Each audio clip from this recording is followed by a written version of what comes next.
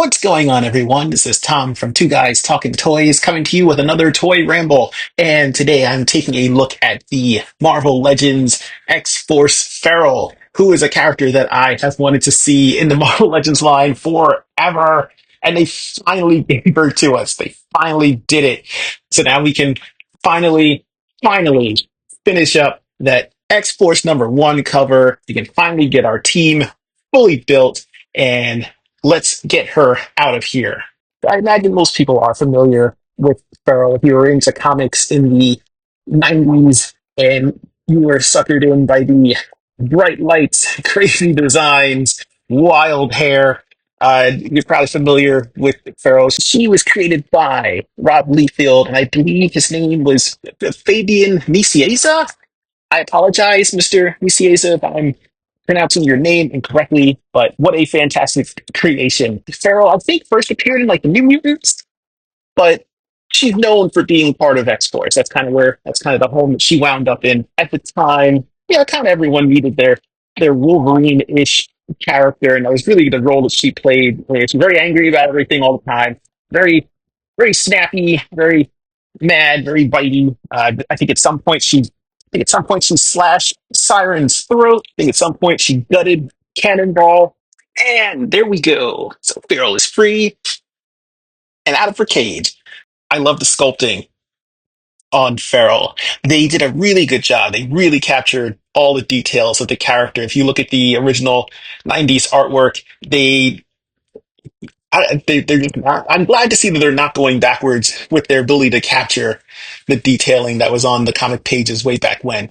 This is probably one of the best heads that they've done for a character like this. They managed to get a lot of personality in this. The hair was always of kind of a weird thing. Again, she's essentially the Wolverine of X Force, so they had the everything kind of flaring up. But she also had these little white stripes that ended in the bangs that was always exaggerated in the comics, and I think they pulled it off pretty well. She looks very good. Same head shape. You'll get the proper silhouette with her if you stand her up. I'm really impressed with this. All the detailing on the arms, the paintwork. It's a little bit weird. I don't know if this is intentional or not. You'll see there's a little bit of looks like looks like excess, kind of a little bit of extra orange going on around the joints. I don't know if this is on purpose or if this was maybe an attempt to show some shading because it only happens in a couple of specific areas. It's only in a couple of spots, and it's not terrible, but you can also see gradients and shading in the hair that doesn't look kind of like it's splashed on. But that is very minor. And she's always had a very simple color scheme. It's just brown, purple, and white. Very appealing on the page. And again, overall, I was into comics in the early 80s and 90s. So this kind of character really just hit all the right buttons for me. But I've always had a taste for kind of the stranger characters. I liked Maggot. Yeah, again, I liked the New Warriors. I like Dark Hawk, all those kind of strange, kind of out there characters. But am I glad that we finally got around to making Feral. They nailed her gloves. The gloves look really good. I'm sure there's a lot of parts reuse on this. She's not so wild a design that they couldn't probably reuse a bunch of stuff, probably from Tigra, I imagine. The way they handled the tail is a little bit weird because the tail comes out and then just goes straight down and it can move. You can move it, but it does come right out. The ferrule stands at with all that hair. She's doing. She's rocking about 6 inches at the tip of the highest point of the tip. So she can hang out with some of your taller characters. Even though eye level is probably a little more at 5.5. But let's get right into her articulation. You have a ball socket and hinge joint on the neck, which allows for some really great range of motion. You can get all the way out there. You can really feel her pain. She is not happy about being the last member of X Force to be made. Articulation at the shoulder, full rotation there. You have a Swivel at the upper arm, double hinge at the elbow. These are the newer bucks that they've been using, so everything is pinless. I'm I don't know. It is good. Like I'm never gonna argue against a pinless body. However, if you are a customizer like I am, this is a pain in the tail. Does it look great? Sure. She looks fantastic on the shelf with that without the very noticeable holes in the joints, but kind of a pain if you ever wanted to pop her apart, do some other a little bit of customizing on her. But that does look really good. It does offer a great range of movement here. So because of Farrell's expression, it's kind of funny to me that while I'm moving her around, she looks like a petulant cat. Like you have to give them a bath, but they don't want to do it, but you have to do it anyway, and they're very upset. So I'm sorry, Farrell, but I have to show off your articulation.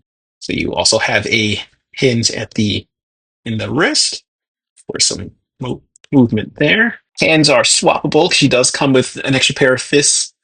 Does this come off? Yes. I don't know if this is this technically an ab crunch or is this just simply a swivel hinge. It is on a ball socket, so she's got pretty good range of motion here. You can get her into some pretty good posing. No cut at the waist, which I think on a lot of the female figures, it's usually just this bottom portion is one solid piece, and then most of your articulation is handled with this torso joint here. I think that's probably all you need. I mean, if you could put a just a simple cut here to have her turn, and I guess maybe have this turn, but this I think works pretty well. Now you've got a hinge on the upper thigh here. Your full ball socket rotation. She can get pretty decent, pretty decent range out of that. You know, with some playing around, you probably could get her to stand with this fully extended. I just don't have time to do it. Or do I? Nope. Nope. That is a job for someone much better at posing than me. She has a double hinge at the knee. Again, it's pinless. You get full, pretty decent amount of range there. It goes almost all the way back. And then, of course, you've got your articulation at the ankle, along with a bit of a rocker joint. So this has been a long time coming. I've been waiting for Farrell to appear, and I honestly thought that we would get her long before, I don't know, the owl. Like it blows my mind that she just barely beat out the owl as far as like offerings in the Marvel Legends line. So Farrell comes with, so you get a pair of fists, you get a comic book replica, and that's it. I'm sorry. It bothers me that we're being expected to pay the amount that we're being expected to pay, and we're getting a comic book replica and just a pair of fists when we're not getting to build a figure of I don't know Titan from the Imperial Guard. We're not getting War Star, who would also be a really cool build a figure. I just feel like they should be doing better than this. But that's it. Rant over. So they have done such a good job with this figure that it gives me hope of seeing more releases of some of the more obscure characters. We've gotten a few. I mean, like I said, the Owl has gotten himself a figure. Cardiac has a figure now.